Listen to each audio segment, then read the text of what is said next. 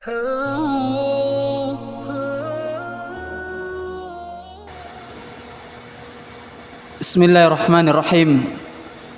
Assalamualaikum warahmatullahi wabarakatuh.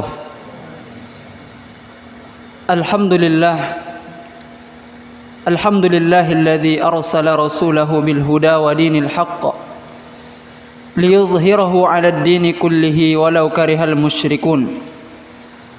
Wa asyhadu an la ilaha illallah wahdahu la syarika lah wa asyhadu anna Muhammadan 'abduhu wa rasuluh. Allahumma salli ala nabiyyina Muhammad wa ala alihi wa ashabihi wa man tabi'ahum bi ihsanin ila yaumiddin. Amma ba'd. Ma'asyiral muslimin wal muslimat rahimani wa rahimakumullah. Alhamdulillah, senantiasa kita memuji Allah tabaraka wa ta'ala yang masih memberikan kepada kita karunia dan nikmatnya, sehingga pada kesempatan yang baik ini kembali Allah subhanahu wa ta'ala kumpulkan kita di majelis ilmu, di majelis yang kita mengharapkan rahmat dari Allah subhanahu wa ta'ala. Kita berdoa kepada Allah subhanahu wa ta'ala, mudah-mudahan kita termasuk orang-orang yang senantiasa bisa istiqomah di dalam mempelajari agama ini. Kemudian salawat dan salam mudah-mudahan senantiasa tercurahkan kepada Rasulullah sallallahu alaihi wasallam, kepada keluarga beliau, sahabat-sahabat beliau tanpa terkecuali. Nah, ma'asyiral muslimin wal muslimat rahimani wa rahimakumullah. Kita lanjutkan kembali kajian kita bukan dari kitab ya, pembahasan kita tentang fikih puasa. Pada pertemuan sebelumnya kita sudah menjelaskan tentang apa yang dimaksud dengan puasa. Demikian juga dalil-dalil yang mensyariatkan adanya puasa di bulan Ramadan. Dan kita juga telah menjelaskan tentang syarat-syarat puasa dan syarat-syarat wajib puasa. Maka pada pertemuan kali ini kita akan masuk pada bab yang baru, yaitu tentang sunnah-sunnah orang yang berpuasa. Tentu yang dimaksud dengan sunnah adalah apabila seseorang mengerjakannya maka dia mendapatkan pahala. Dan kalau seandainya seseorang tidak meninggalkannya maka dia tidak berdosa. Karena yang akan kita bahas pada kesempatan kali ini bukanlah perkara-perkara yang termasuk dari syarat-syarat sahnya puasa. Namun yang akan kita bahas adalah tentang sunnah-sunnah puasa. Tentunya yang pertama di antara sunnah-sunnah puasa adalah hendaknya seseorang sebelum dia melakukan puasa melakukan sahur. Ini di antara sunnah. Karena Rasulullah sallallahu alaihi wasallam katakan, "Man arada an yasuma falyatasahhar bi syai'in." Barang siapa yang hendak melakukan puasa, maka hendaklah dia melakukan sahur. Maka dari sini kata para ulama, hukum melakukan sahur sebelum seseorang melakukan puasa di siang harinya adalah sunnah muakkadah, bukanlah termasuk syarat sahnya puasa, hanya sunnah muakkadah. Jadi kalau seandainya salah seorang di antara kita dia puasa di siang hari karena mungkin tidak sempat untuk makan sahur, selagi dia berniat sebelum masuknya waktu subuh, maka puasanya sah, tidak jadi masalah. Karena hukum sahur hanya sunnah muakkadah. Namun meskipun demikian, hukum sahur dalam berpuasa adalah sunnah, namun dalam sahur itu terdapat keberkahan. Sampai-sampai Rasulullah sallallahu alaihi wasallam katakan, "Tasahharu fa inna fis suhur barakah." Lakukanlah oleh kalian sahur karena dalam sahur tersebut terdapat keberkahan. Subhanallah. Demikian juga dalam hadis yang lain Rasulullah sallallahu alaihi wasallam katakan, "As-sahuru akluhu barakah." Sahur itu adalah makan yang penuh dengan keberkahan. Maka hendaklah salah seorang di antara kalian melakukan sahur, kata Rasulullah, meskipun hanya seteguk air putih. Jadi kalau seandainya seseorang tak sempat lagi makan, waktu sholat sudah masuk, misalnya waktu sholat subuh sudah masuk, adzan sudah dikumandangkan, yang sempat hanya minum saja, maka itu sudah dinilai dia melakukan sahur, dan dia sudah mendapatkan keutamaan dari sahur tersebut. Walaupun hanya seteguk air putih, kata Rasulullah, fa inna Allah azza wa jalla wal malaikah yusalluna 'alal mutasahhirin. Karena sesungguhnya Allah dan para malaikat mereka bersalawat kepada orang-orang yang melakukan sahur. Subhanallah. Jadi makan sahur adalah amalan yang sangat mulia. Sampai-sampai Rasulullah sallallahu alaihi wasallam mengatakan sesungguhnya Allah dan para malaikat mereka bersalawat atas orang-orang yang sahur. Tentunya yang dimaksud dengan salawat Allah kepada hambanya adalah Allah memuji hamba tersebut di hadapan para malaikat. Ini pendapat yang kuat. Jadi kalau ada kita jumpai di dalam hadis Allah Subhanahu wa taala bersalawat kepada hambanya, maka maknanya adalah Allah Subhanahu wa taala memuji hamba tersebut di hadapan para malaikat. Subhanallah. Jadi orang yang sahur tuh Allah akan sebut namanya di hadapan para malaikat.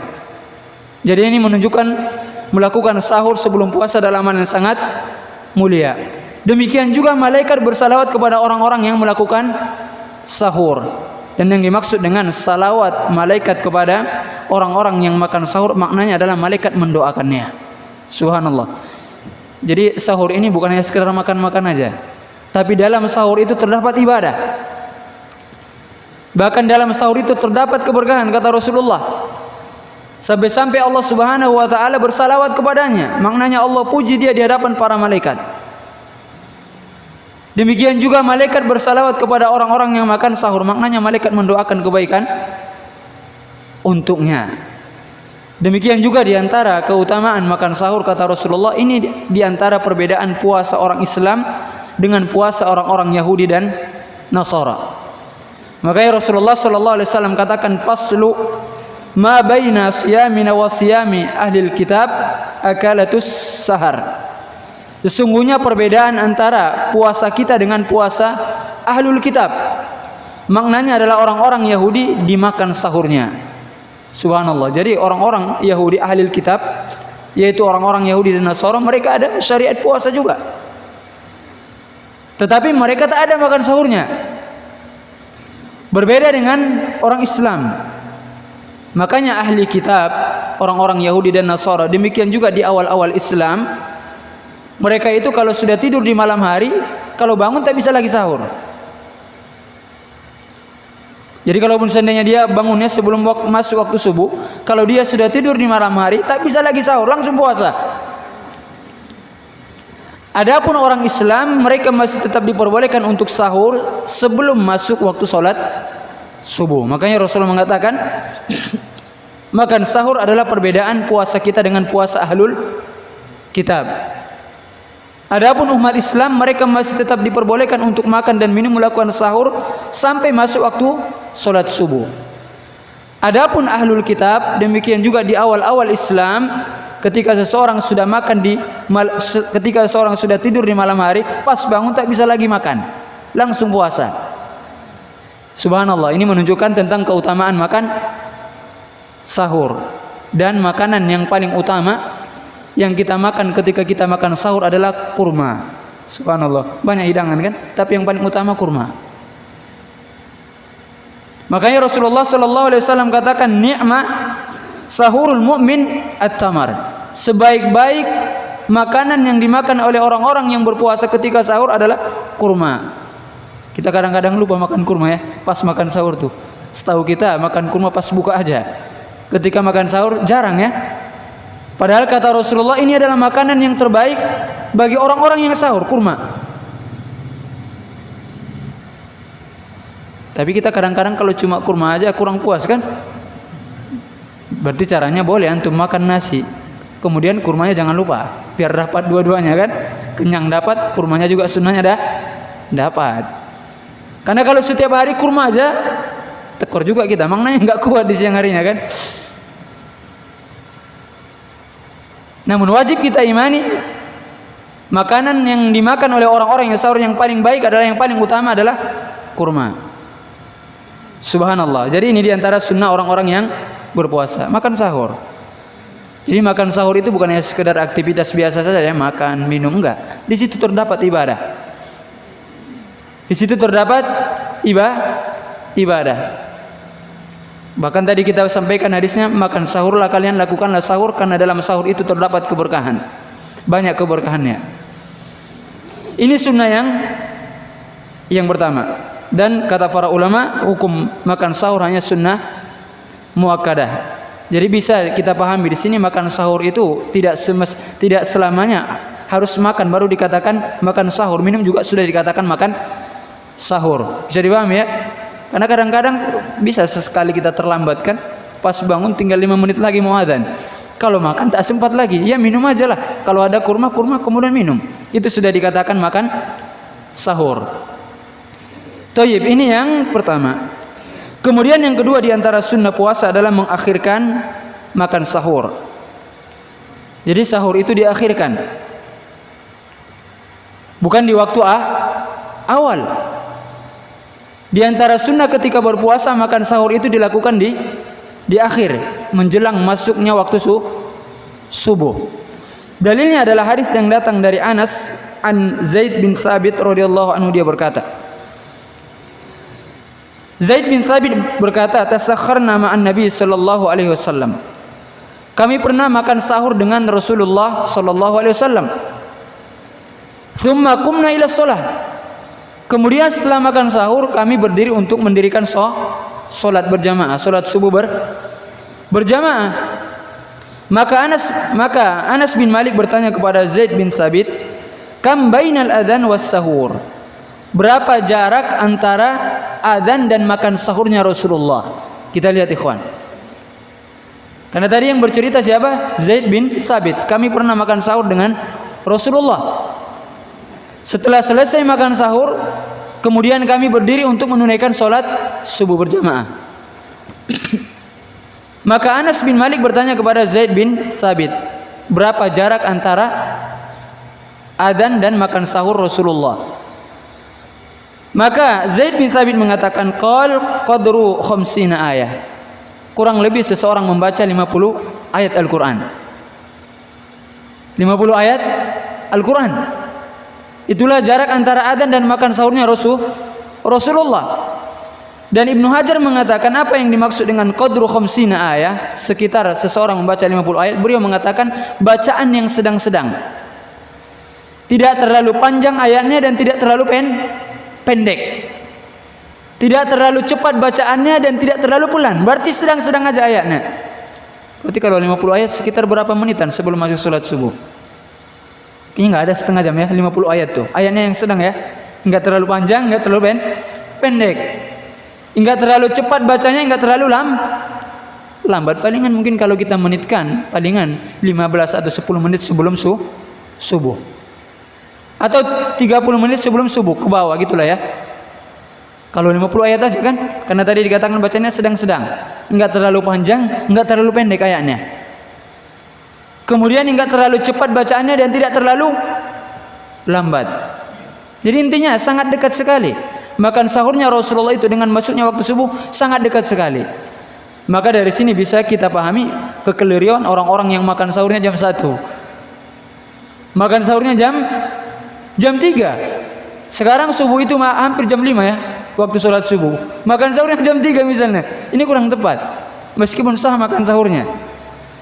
Tetapi yang sesuai sunnah adalah makan sahur itu diakhirkan. Ini yang sesuai sunnah. Subhanallah.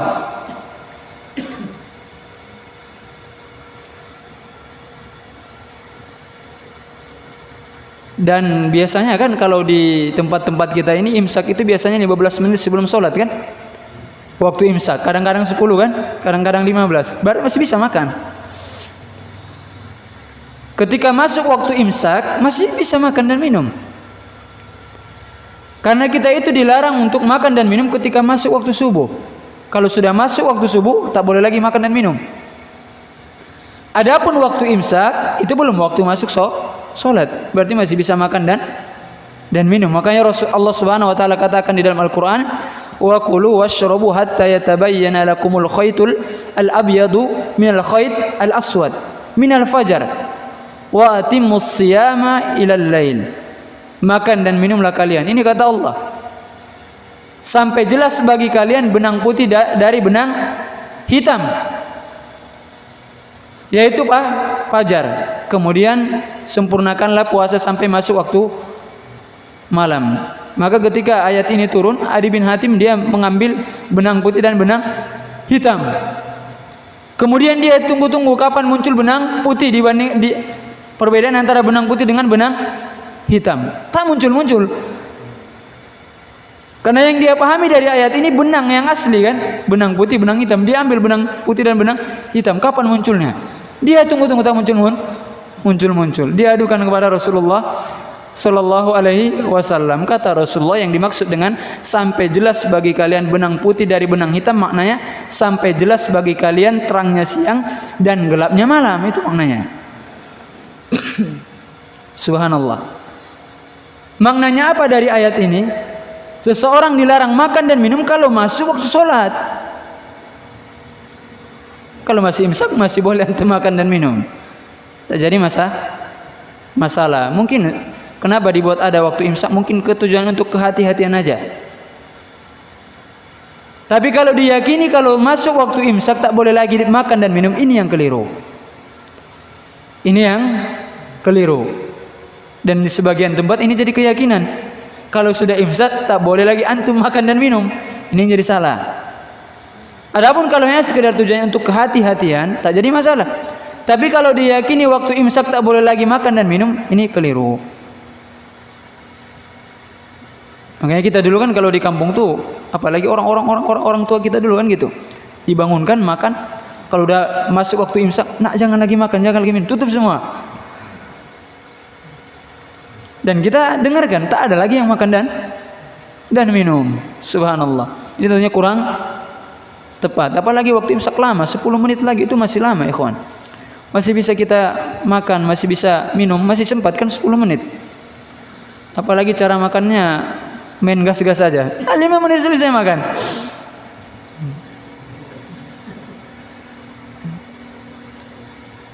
Gitu ya. Jadi sahur diakhirkan. Kalau seandainya kita sahur itu jam 1, jam 2, berat nggak antum bangun kira-kira? Berat karena waktu tidur waktu itu kan. Tapi kalau di akhir waktu kita lebih enak bangunnya. Ini juga diantara hikmahnya kan. Kalau seandainya setiap hari kita sahurnya jam 3, berat nggak kira-kira bangun jam 3 itu terus bangun sahur lagi. Biasanya kita kalau udah sahur jam 3 tidur lewat sholat subuh. Makanya kenapa disunahkan mengakhirkan waktu sahur? Yang pertama, lebih memudahkan kita untuk bangun. Yang kedua, diantara hikmah kenapa diakhirkan makan sahur, kata Ibnu Hajar al-Asqalani, untuk menguatkan orang yang berpuasa. Ini diantara hikmahnya saja ya. Dalilnya tak ada, cuma istinbat dari para ulama saja. Dan tentunya di antara hikmah yang lain karena ini yang disunnahkan oleh Rasulullah sallallahu alaihi wasallam. Jadi ini di antara sunnah yang harus kita perhatikan. Dan di antara juga adab yang harus kita perhatikan ketika makan sahur tuh ikhwan, banyak-banyak antum beristighfar di waktu sahur tuh. Ada sebagian orang cepat bangunnya untuk nonton bola aja, habis makan sahur nonton televisi entah apa yang ditonton. Yang sunnah adalah ketika di waktu sahur di akhir-akhir malam istighfar. Makanya Allah Subhanahu wa taala menyebutkan tentang sifat-sifat orang yang bertakwa. Apa kata Allah? Wabil asharihum yastaghfirun. Dan di waktu sahur di akhir malam mereka terus beristighfar kepada Allah. Ini kadang-kadang sunnah yang sering kita lupakan. Banyak-banyak beristighfar di waktu sahur. Karena ini adalah sifat-sifat orang yang diantara ciri-ciri orang yang bertakwa yang Allah abadikan di dalam Al-Quran. Wabil asharihum yastaghfirun. Dan di akhir-akhir malam mereka beristighfar. Di waktu sahur mereka banyak-banyak beristighfar. Dan sebagian orang makan sahur tidur lagi dia. Kadang-kadang tidur terlambat salat subuh. Ini salah yang seperti ini. Bukan berarti kalau sudah makan sahur tak boleh tidur, boleh antum tidur. Tapi dengan syarat jangan terlambat salat subuhnya. Jangan terlambat subuhnya. Jadi ini diantara sunnah yang harus diperhatikan ketika makan sahur, ikhwan. Di waktu sahur itu banyak-banyak beristighfar kepada Allah.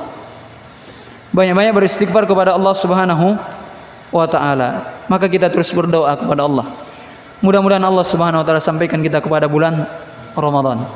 Karena tak ada di antara kita yang menjamin apakah kita sempat makan sahur pada tahun ini. Tak ada di antara kita yang bisa menjamin, ikhwan. Ini ya sekedar ilmu pelajaran sebelum masuk ke bulan Ramadan. Tapi tidak ada di antara kita yang menjamin kita bisa makan sahur pada tahun ini. Banyak-banyak kita meminta kepada Allah. Mudah-mudahan Allah pertemukan kita dengan bulan suci Ramadan. Kemudian Allah mudahkan kita beribadah di dalamnya. Jadi bukan hanya sekedar minta dipertemukan dengan bulan Ramadan, tetapi minta juga kepada Allah agar kita dimudahkan beribadah di bulan itu. Karena betapa banyak manusia Allah berikan kesempatan kepada dia bertemu dengan bulan Ramadan, pas di bulan Ramadan biasa-biasa aja, tak ada amalan yang istimewa bagi dia. Jadi berdoa kepada Allah agar disampaikan ke bulan Ramadan, dan berdoa agar Allah mudahkan kita beribadah di bulan itu. Ini bukan sekali ya Allah sampaikanlah saya ke bulan Ramadan, sampai di situ aja. Apa tujuan antum sampai ke bulan Ramadan? Apa tujuannya? Agar dimudahkan Allah untuk beribadah, kan itu tujuannya. Jadi kalau meminta itu, sampaikan ke bulan Ramadan dan dimudahkan untuk beribadah di bulan tersebut. Karena di antara doa yang diajarkan oleh para ulama, apa ikhwan? Ya Allah, sampaikanlah aku kepada bulan Ramadan, dan datangkanlah Ramadan kepadaku. Kemudian terimalah amal ibadahku di bulan Ramadan. Itu ikhwan. Maka kita terus berdoa. Terus berdoa kepada Allah agar Allah Subhanahu wa taala sampaikan kita kepada bulan Ramadan, agar kita nikmati makan sahur nih ya. Sahur itu adalah ibadah. Berarti kita dilarang untuk makan dan minum adalah setelah masuk waktu subuh. Jadi kalau seandainya di masjid terlambat adzannya, sedangkan secara waktu sudah masuk waktu sholat subuh, yang menjadi patokan kita adalah waktu sholat subuh pada hari itu, bukan adzannya. Kalau muadzinnya terlambat, karena bisa aja di sebagian masjid adzannya misalnya 6 menit atau 5 menit setelah masuk waktu sebentar terlambat muadzinnya dan lain-lain sebagainya. Maka yang menjadi patokan bagi antum adalah waktu sholatnya, ikhwan. Adapun di masa silam belum ada seperti kita saat sekarang nih. Jadwal sholat itu 1 tahun yang akan datang sudah dibuat. Iya kan, sudah ada jadwalnya. Adapun di masa silam yang menjadi patokan itu adalah memang secara alami. Dan yang menjadi patokan adalah muadzin. Makanya seorang muadzin itu adalah orang yang diberikan amanah. Kenapa? Karena dengan terdengarnya suara adzan berarti masuk waktu sholat. Adapun di zaman kita sekarang ini, Allah sudah mudahkan bagi kita fasilitas-fasilitas yang Allah berikan kepada kita. Dimanapun kita berada, tinggal klik waktu sholat hari ini, keluar dia. Ya kan, kalau di masa silam tak ada. Mana ada yang menjadi patokan muadzin? Kalau ada yang dikumandangkan berarti masuk waktu sholat. Demikian juga dalil yang lain, Rasulullah mengatakan, idza adzana bilalun fala ta'kulu wa la tashrabu. Apabila Bilal telah mengumandangkan adzan, maka janganlah kalian makan, maka janganlah kalian minum. Dari sini bisa dipahami batas akhir seorang boleh makan dan minum apa ikhwan? Setelah masuk waktu sholat subuh. 6. Ini yang kedua, mengakhirkan makan sahur. Kalau misalnya subuhnya jam 5, berarti paling tidak kita makan sahurnya setengah 5, setengah jam setelah itu, atau 20 menit, 15 menit, 10 menit gitulah ya. 6. Kemudian yang ketiga di antara sunnah berpuasa adalah menyegerakan berbuka. Makna menyegerakan berbuka di sini bukanlah yang dimaksud adalah belum masuk waktunya kita langsung berbuka, bukan gitu ya. Bukan itu yang dimaksud. Yang dimaksud dengan menyegerakan berbuka adalah kalau sudah masuk waktu maghrib, udah langsung buka. Jangan dilama-lamakan lagi, itu maknanya. Bukan berarti kan sunnahnya menyegerakan berbuka, 5 menit lagi hajar aja lah langsung buka. Bukan itu. Puasa antum batal. Kalau seseorang berbuka sebelum masuk waktunya, batal puasanya. Kalau dia lakukan dengan sengaja. Meskipun hanya 2 menit lagi, atau bahkan semenit lagi, kalau dia tahu belum masuk waktu sholat maghrib dia buka, batal puasanya. Yang dimaksud dengan menyegerakan berbuka adalah pas masuk, ya udah langsung berbuka. Karena ini juga diantara perbedaan orang-orang Yahudi dan orang-orang Nasara dengan orang Islam. Di antara kebiasaan orang-orang Yahudi dan Nasara, mereka mengakhirkan waktu berbuka sampai kelihatan bintang baru berbuka orang tuh. Adapun umat Rasulullah SAW tidak. Kita diperintahkan untuk menyegerakan berbuka. Dalam sebuah hadis yang datang dari Abu Hurairah, Rasulullah SAW berkata, "La yazaluddin qa'iman ma'ajjala an-nasu al-fitr." Senantiasa agama ini nampak tegak selama orang-orang menyegerakan berbuka. Li'annal yahuda wan nasara yuakhirun. Karena orang-orang Yahudi dan Nasara mereka mengakhirkan berbuka. Subhanallah. Jadi orang-orang banyak bedanya ya. Yang pertama tadi makan sahur berbeda kita dengan ahlul kitab. Mereka tadi kalau sudah tidur malam, bangun tak bisa lagi makan, udah mulai puasa. Ngeri ya. Jadi kalau dia tidurnya ba'da isya jam 8 habis sholat tarawih langsung tidur, bangun tak bisa lagi makan, udah puasa dari itu. Lama dia menanggung derita tuh. Kalau kita tidak, masih tetap bisa makan sahur selama adzan belum dikumandangkan, selama waktu sholat belum masuk. Rasulullah katakan ini diantara apa? Kebiasaan orang-orang Yahudi dan Nasara, mengakhirkan apa? Berbuka. Kalau kelihatan bintang baru berbuka. Demikian juga Rasulullah SAW mengatakan, la yazalun nas bi khair ma ajjalu al-fitr. Senantiasa manusia itu dalam kebaikan ketika mereka terus menyegerakan berbuka. Jadi tak boleh dilama-lamakan. Kalau sudah masuk waktu maghrib, adzan dikumandangkan, langsung antum berbuka. Kemudian menjadi pertanyaan, Ustaz, kalau misalnya kita safar Ustaz, waktu maghrib sudah masuk, sedangkan kita tidak mendapatkan sesuatu yang bisa kita konsumsi untuk membatalkan puasa kita. Air tak ada, makanan tak ada, permen tak ada, yang lain-lain tak ada. Tangan kosong. Bagaimana cara kita membatalkan puasa pada saat itu Ustaz? Kalau anak dulu di kampung-kampung, ajaran orang-orang tua kita, mereka katakan kalau ada tangan, gigit tangan, berarti batal puasa katanya.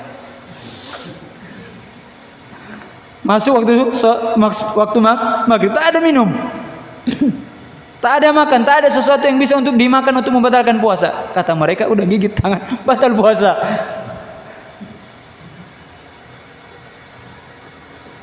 Ada juga orang mengatakan kalau ada istri cium istri batal puasa. Maka yang betul apa? Niatkan membatalkan puasa, sudah batal puasanya. Meskipun ini mungkin jaranglah terjadi, apalagi di zaman sekarang nih ya. Paling tidak kita ada air minum kan?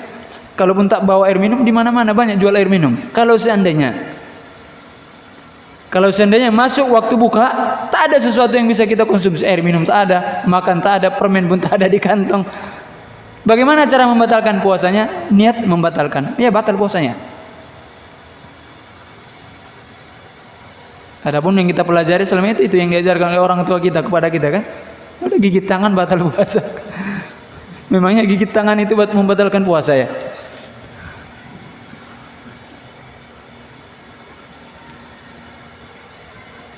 Ini yang ketiga ikhwan, menyegerakan berbuka. Jadi kalau sudah berbuka, masuk waktu maghrib, segera kita berbuka. Kemudian yang keempat, di antara sunnah ketika berbuka, disunahkan bagi kita berbuka dengan kurma basah. Kalau ada kurma basah, kurma basah. Kalau kita tidak mendapatkan kurma basah, baru kurma kering. Kalau tak ada kurma kering, baru dengan air putih. Ini yang sunnah. Inilah urutannya. Jadi ketika kita membatalkan puasa itu, yang pertama kali kalau kita mendapatkan kurma basah, maksudnya kurma yang masih segar, maka bukalah puasa dengan itu. Kalau tidak ada, berarti dengan kurma kering yang sampai ke tempat kita inilah, yang banyak di warung-warung dijual ya, harganya pun lebih murah kan. Kalau kurma basah biasanya harganya jauh lebih mahal kan, kurma muda. Jadi kalau bisa dengan rutop dulu. Kalau tak ada kurma basah, baru kurma kering, kurma yang biasa. Kalau tak ada kurma basah, tak ada kurma kering, baru dengan air putih. Jangan dengan yang lain dulu ya. Jangan dengan bubur, dengan apa lagi, jus dan lain sebagainya. Dengan ini loh yang sesuai sunnah. Meskipun tak berdosa dia, kalau misalnya pas masuk waktu sholat maghrib langsung dia minum es krim dan lain-lain sebagainya, tak berdosa dia. Tapi yang lebih sesuai sunnah dengan urutan yang kita jelaskan tadi, ikhwan. Sabar dulu, meskipun berwarna-warni di hadapan kita, sabar dulu, tahan selera om. Berbukalah dengan yang sesuai dengan sunnah. Di antara dalilnya Rasulullah sallallahu alaihi wasallam katakan dari Anas bin Malik, qala kana Rasulullah sallallahu alaihi wasallam yuftir ala rutabat qabla an yusalliya. Bahwasanya Rasulullah sallallahu alaihi wasallam berbuka dengan rutab. Yang dimaksud dengan rutab adalah kurma basah. Sebelum Rasulullah sallallahu alaihi wasallam salat. Jadi cara berbuka yang sunnah ini yang diajarkan oleh Rasulullah, bukan langsung makan satu piring, dua piring, enggak. Rasulullah makan ringan ya.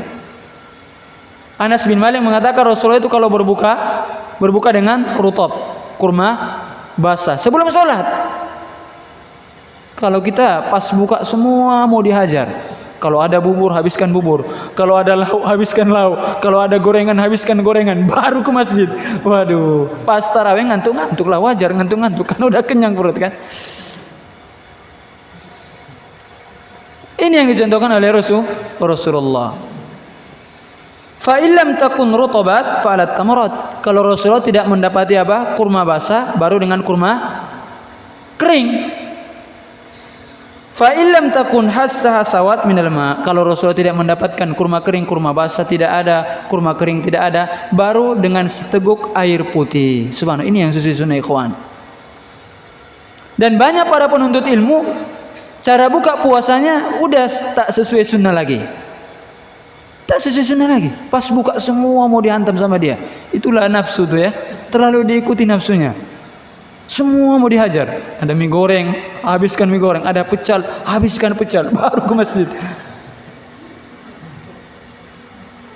Ngaku nggak antum? Jadi kita ini sudah ada ilmunya. Ya kalau Allah berikan kita kesempatan berjumpa dengan bulan Ramadan, jangan lakukan seperti itu lagi ya. Jangan kita ulang lagi. Cukuplah dengan ini. Kemudian berangkat ke masjid. Jangan kita gadaikan dunia, akhirat kita gara-gara dunia kan? Gara-gara ingin menikmati semua makanan, sholat pun tak dapat takbiratul ihram lagi sama imam. Banyak orang yang di bulan Ramadan masbuk. Di luar bulan Ramadan sholatnya tepat waktu. Tak pernah tinggal takbiratul dengan imam. Pas puasa masbuk terus. Padahal di bulan Ramadan kita lebih ditekankan lagi beribadah kepada Allah. Jangan terlambat sholatnya.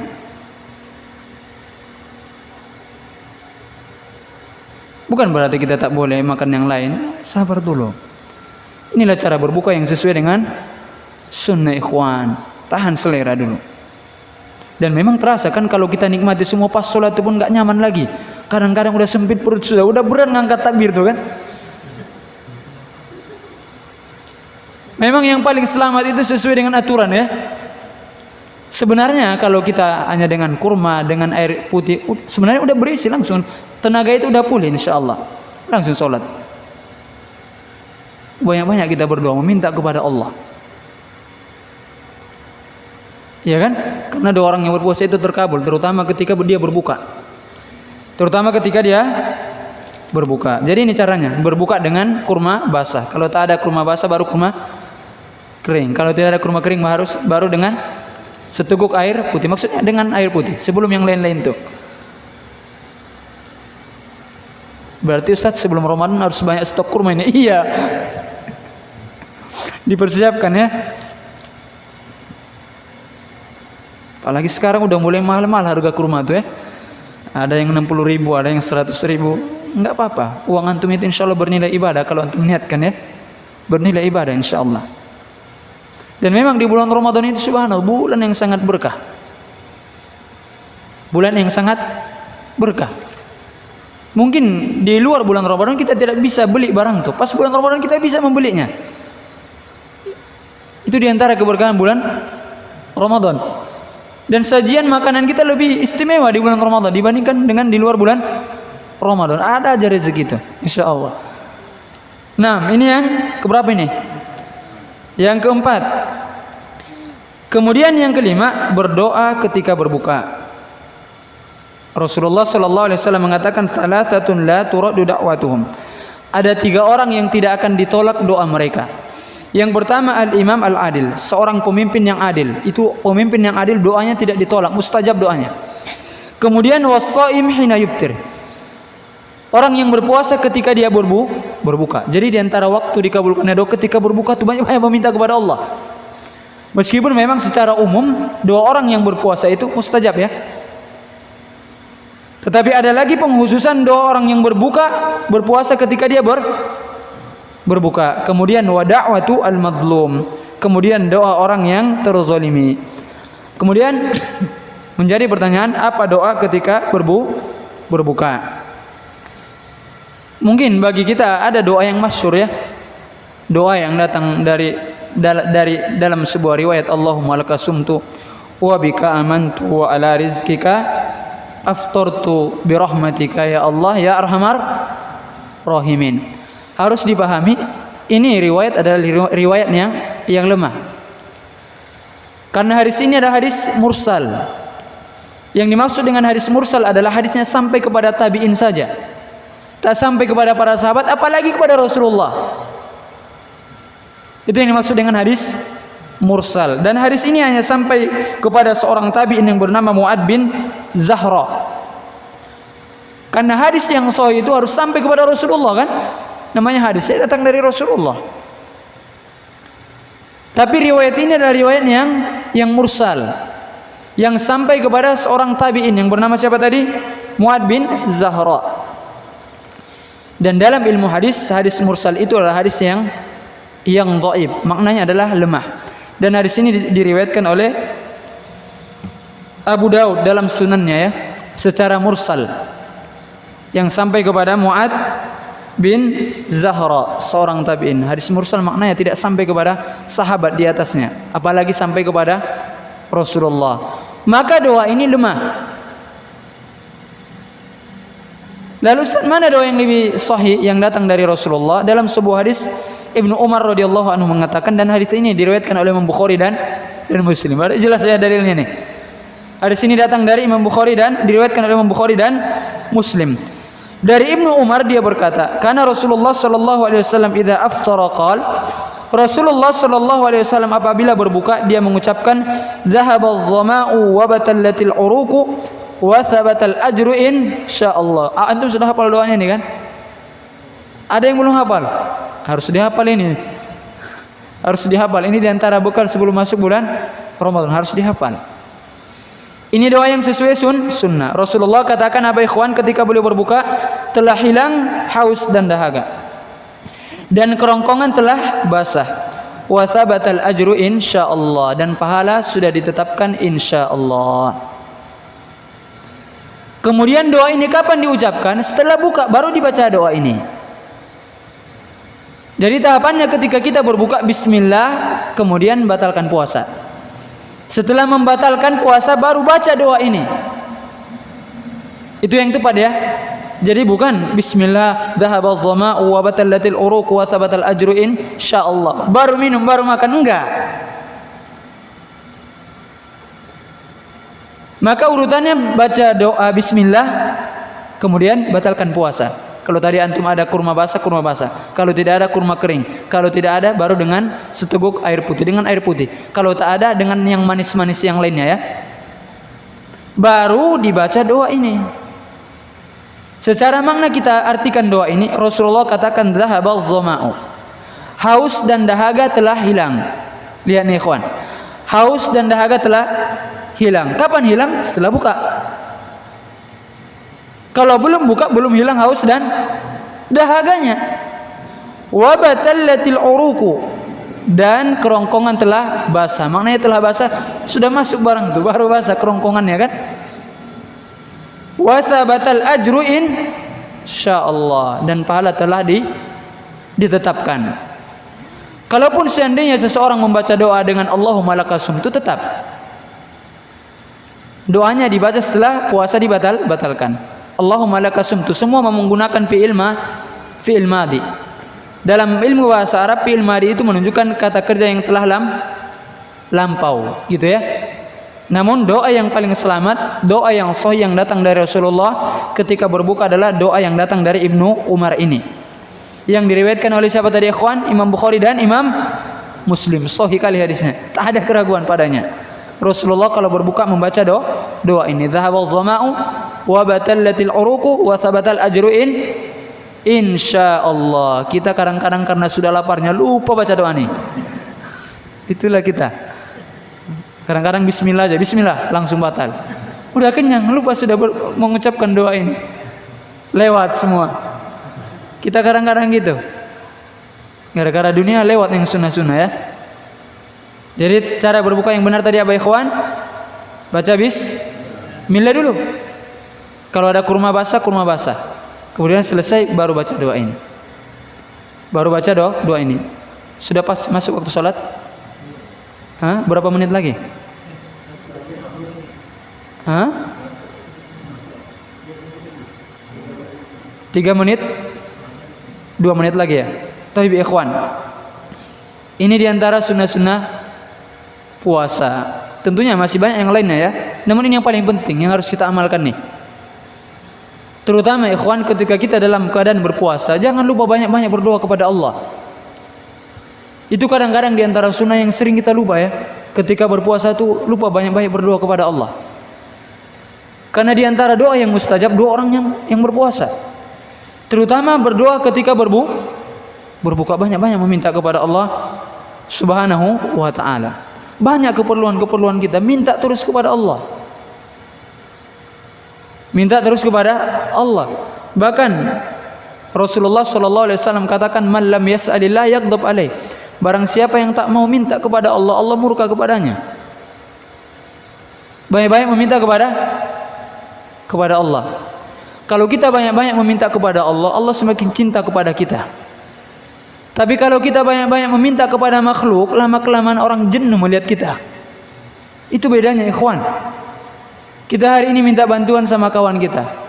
Minta sama kawan kita. Hari pertama mungkin masih enak dia ngasih bantuan sama antum. Besok minta bantuan lagi, udah berubah lagi wajahnya. Besok minta bantuan lagi, udah beda lagi. Udah malas dia lihat muka kita. Tapi kalau antum minta kepada Allah, semakin sering antum minta kepada Allah, antum semakin sayang sama antum. Allah semakin sayang kepada kita ikhwan. Maka terus berdoa kepada Allah Subhanahu wa taala, minta keperluan kita. Baik keperluan kita di dunia, terutama keperluan kita di akhirat. Banyak-banyak berdoa. Karena Allah Subhanahu wa taala katakan wa qala rabbukum ud'uni astajib lakum. Dan Rabb kalian berkata, mintalah kepadaku pasti aku kabulkan.